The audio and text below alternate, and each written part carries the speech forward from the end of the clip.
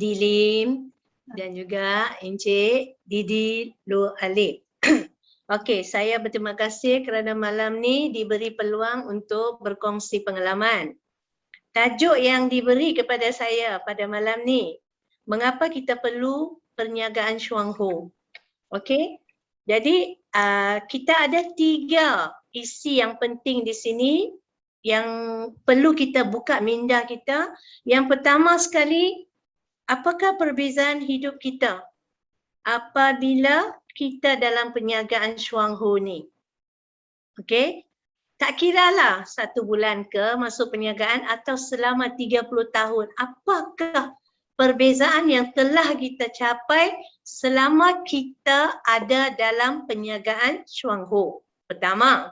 Yang kedua pula, apakah diri kita tanpa perniagaan Shuang Ho ini? Kita cuba perhatikan pada rakan-rakan kita yang tak buat apa-apa perniagaan lah. Okey, kita boleh buat perbandingan.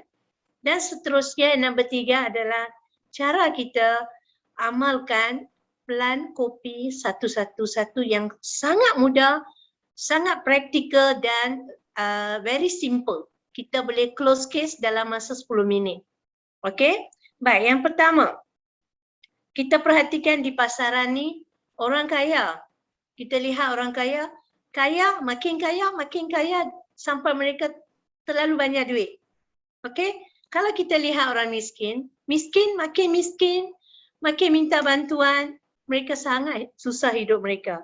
Okey, yang makan gaji pula, bagaimana kehidupan mereka? Mereka setiap bulan kena tunggu gaji. Kalau tak ada gaji, mereka kurangkan makan minum perbelanjaan mereka, betul? Okey, jadi kita ada 3 kategori manusia di luar sana. Okey, baik. Plan CEO ni, 111 CEO Coffee ni, di mana pendapatan kita tidak ditentukan oleh majikan kita. Kamu nak berapa, kamu tulis dalam cek kosong kita. Nak 00, 20 ke, 30 ke, 40, ikut kita. Okey, kita yang menentukan pendapatan kita. Bagaimana? Orang tanya, bagaimana? Okey, yang pertama ialah usaha yang gigih. Kalau kita nak cepat dapat pendapatan yang 5 angka, 7 angka, kita kena gigih. Okey, yang kedua ialah kita ikut sistem. Kita tak mau pandai sendiri. Syarikat kita sudah sediakan satu bentuk sistem yang mana semua pengedar dia ikut dan berjaya. Okey, yang seterusnya selalu positif. Tengok orang, kita fikir, orang tu boleh buat. Kita sentiasa think positif. Orang yang berjaya ni adalah orang yang selalu berfikiran positif. Jatuh dan bangun tu adalah lumrah hidup manusia. Jangan kita gagal dan terus kita kata, tak mau dah. Dan kita nak cuba perniagaan lain pun tetap akan gagal juga. Jadi, rintangan hidup, cabaran hidup adalah untuk kejayaan. Okey? Key to the success adalah satu apa orang kata challenges. Okey? Dan yang keempat adalah kalau kita nak perniagaan ini, kita kena berketerampilan yang menarik dan kita kena lihat sentiasa sihat seperti mana Didi kita, Puan Lim dengan Encik Lu Alif nampak. Mereka berketerampilan yang sangat baik. Okey? Baik. Bisnes Shuang Ho ini mengajar kita apa? Okey, apa yang kita dapat? Kalau kita tanya kepada pengedar-pengedar yang begitu lama dalam perniagaan ni, mereka boleh jawab. Okey, yang pertama, kita dapat cari rezeki tanpa kita tipu orang. Secara jujur kita membantu orang, kita dapat rezeki itu halal. Okey? Yang kedua ialah persekitaran kita sihat. Kita lihat semua orang sihat. Kita tak tengok orang sakit. Sebab persekitaran bumi Shuang Ho ni ramai pengedar, semua mengamalkan produk kita dan mereka sihat. Okey, dan kesihatan. Kita belajar kesihatan. Kita dapat satu kes, kita lihat, kita belajar. Oh, apa ini? Jadi makin lama makin tambahlah ilmu kita tentang kesihatan, tentang produk-produk, tentang pemakanan yang sihat. Okey, bagi satu contoh. Saya bagi satu contoh. Ibu bapa, kalau mereka nak bagi anak mereka sekolah ya, mereka mesti pilih satu sekolah yang bagus, di mana persekitaran sekolah tu yang baik dan tenaga pendidik yang boleh mendidik anak mereka sehingga mereka berjaya dari segi akhlak dan juga dari segi akademik. Okey, yang seimbang. Okey, jadi kita sebagai ibu bapa, kita nak pilih sesuatu yang terbaik. Begitu juga kita ni pengedar, kita pilih satu syarikat yang baik, yang berjaya, syarikat yang kukuh dan mempunyai sistem yang sangat bagus untuk kita melabur tenaga kita, melabur modal kita sepanjang beberapa puluh-puluh tahun pun untuk kita mencari rezeki kita. Okey? Baik. Sama juga seperti syarikat ni adalah sebuah syarikat yang kukuh dan dia mempunyai satu persekitaran yang baik dan R&D dia, para pakar-pakar saintis dia, semuanya yang top 10. Okey? Baik. Okey. Jadi mungkin buat passive income lain, ada yang buat tanpa bisnes ni. Kalau katalah tanpa bisnes ni, apa kita buat? Ada aja selama-lama mereka ada cari tuition, ada yang pergi buat part time ni, part time tu. Okey, banyak. Saya rasa setakat gaji saja ramai yang tak cukup makan. Jadi mereka cuba cari income pasif untuk mereka. Okey? Baik, mungkin buat passive income lain, ada juga income tapi adakah bisnes ni menjamin kesihatan dan persekitaran yang baik? Saya bagi satu contoh, misalnya kosmetik. Okey, produk kita pun ada kosmetik. Tapi ada bisnes yang hanya fokus pada kosmetik. Ada pula bisnes yang cepat kaya, yang macam mereka suka buat pelaburan, public mature, ada yang public gold, di mana mereka dapat income, bukan tak dapat income, tapi satu ketika nanti apa berlaku pada mereka? Mereka kaya tapi mereka hilang kesihatan. Okey, mereka hilang kesihatan. Tapi dalam perniagaan kita berjaya dari segi wang, kesihatan dan juga masa kita pun ada banyak apabila kita mencapai umur 60, 70, 80, kita masih boleh buat perniagaan ini. Okey. Ikut buat kajian, kadang-kadang kita kena lihat dari mata hati, bukan mata luaran, mata kasar. Mata hati kita lihat, mengapa, macam saya contoh, mengapa saya dan kamu banding dengan kawan lain, mengapa Zainab ni buat perniagaan ni, mereka orang lain, macam ada beberapa orang kawan saya, di mana selepas pencen, mereka pun pencen awal 56, mereka pencen sebab mereka ada tekanan kerja. Tapi mereka bawa Grab, kereta, bawa Grab. Jadi adakah profesional sebagai guru dan terus jatuh ke pemandu kereta bawa Grab? Okey, bukan saya cakap tak boleh buat. Tapi dalam perniagaan Shongho kita, potensi kita dari cikgu dan saya tak jatuh jadi pemandu kereta, saya tingkatkan potensi saya sebagai vice manager dan mungkin saya akan pergi lebih lagi senior vice manager, special vice manager. Jadi kita ada pangkat manager, bukan kita jadi driver. Okey, perniagaan ni janjikan satu potensi untuk kita. Okey, di samping kita sihat. Okey, seterusnya. Berapa banyak syarikat perniagaan yang berkonsepkan keuntungan jangka pendek? Banyak sangat. Saya tak mau bagi contoh, saya tak mau sentuh nama-nama syarikat. Tapi ramai yang telah membuat pelaburan sampai 10,000, 20,000. Mereka ada yang jual rumah. Mereka keluarkan duit yang banyak dan mereka letak dalam pelaburan tu, hanya 3 tahun aja mereka dapat satu pendapatan yang lumayan. Selepas itu, bos sudah lari pergi mana tak tahu. Hilang, tak dapat cari. Dan duit yang dia jual rumah, dia tak dapat beli balik rumah dia. wang yang dia dapat sementara tu hanya sementara saja dan selepas itu dia tak dapat sambung perniagaan dalam syarikat itu. Jadi kita tak mau macam tu. Syarikat kita kukuh, syarikat kita sudah lebih dari 30 tahun dan dia mampu bagi bonus-bonus kepada diamond, double diamond, gold diamond dan seterusnya untuk pengedar-pengedar. Okey, jadi kita yakin dan syarikat ini sangat bagus. Tak rugi kalau kita melabur masa kita untuk mungkin beberapa tahun, cubalah. Jangan putus asa. Cuba beberapa tahun. Okey, dalam perniagaan Syongho kita dapat kesihatan yang baik. Okey, seperti saya ni. Mula saya masuk perniagaan ni, saya ni penuh dengan penyakit. Dan sekarang saya sudah lupa penyakit-penyakit saya. Pelbagai penyakit saya hadapi dulu. Waktu tu muda lagi. Tapi sekarang alhamdulillah saya sihat dan banyaklah penyakit saya hilang dan saya pun lupa. Okey, begitu juga ahli keluarga saya. Okey, ahli keluarga saya, anak-anak saya semua sihat walafiat alhamdulillah. Okey, dan kita dapat satu suasana persekitaran yang baik. Kita nak satu persekitaran yang baik.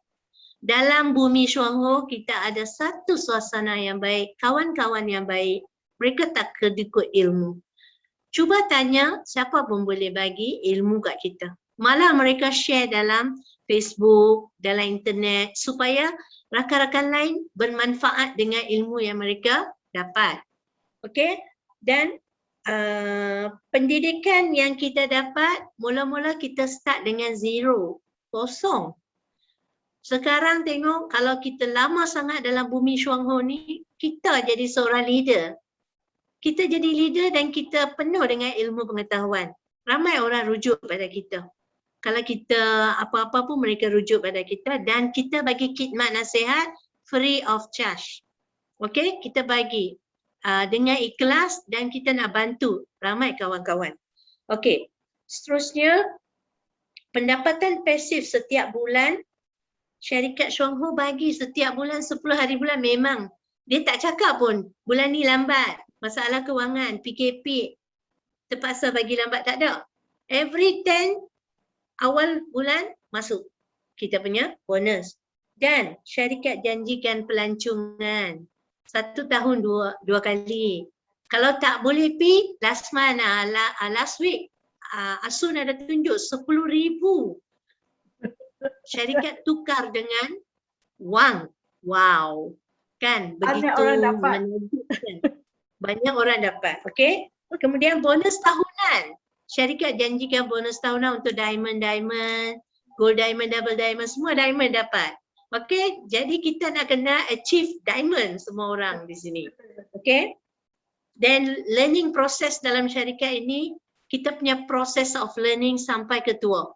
Sampai mana kita masih ada dalam perniagaan ni, proses dia berlanjutan dan kita akan tambah ilmu, kita tak jadi orang bodoh.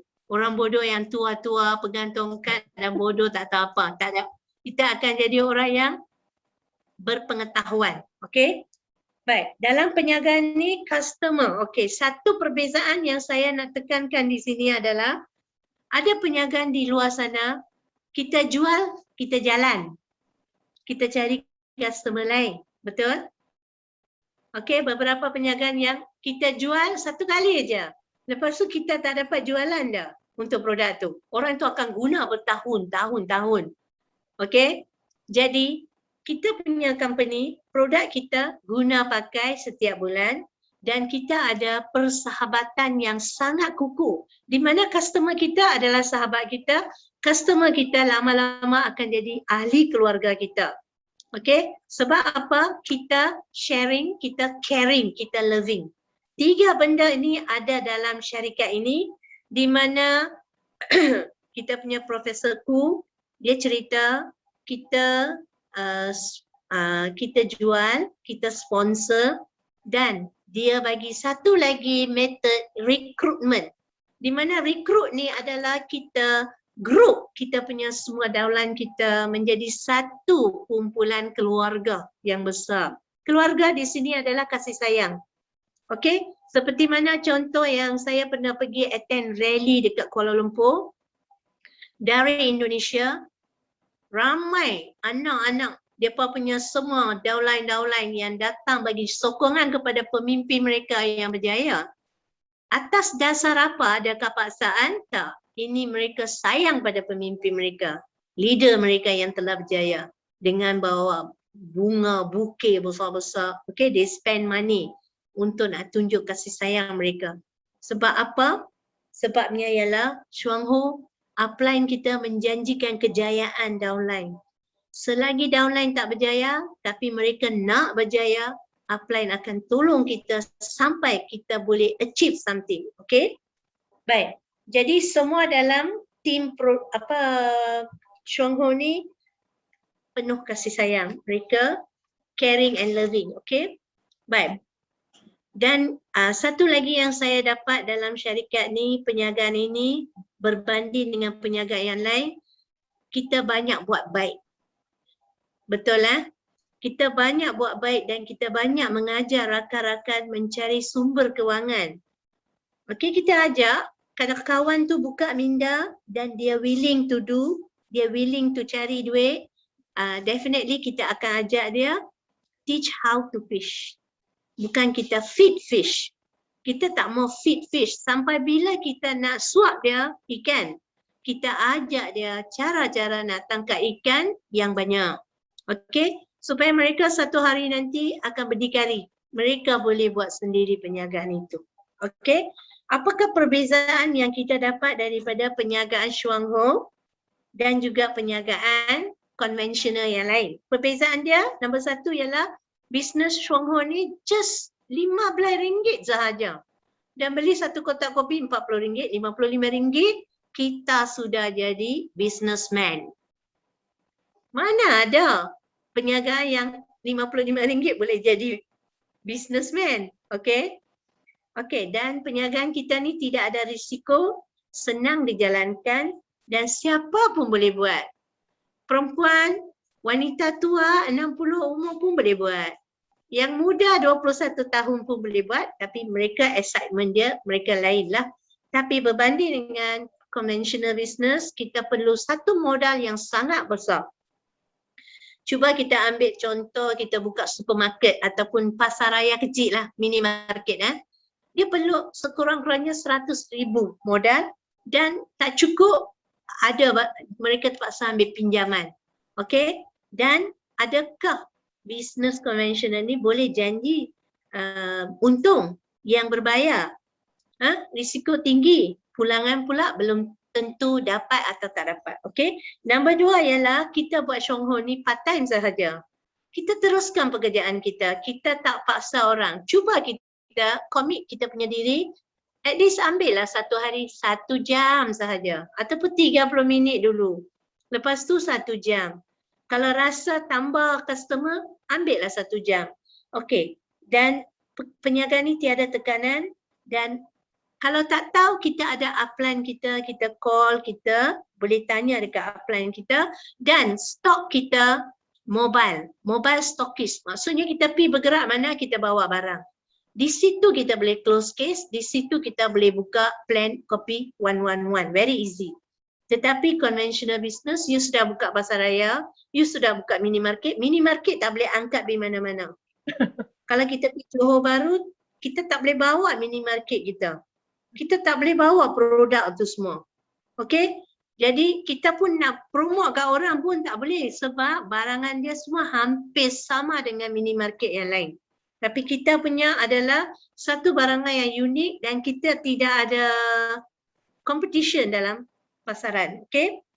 Baik. Nombor 3, di mana saja kita berada, kita boleh buka bisnes. You pergi klinik, you boleh buka bisnes. You pergi supermarket, boleh. Jumpa siapa adalah prospek kita di mana kita sentiasa buka minda kita, be positive.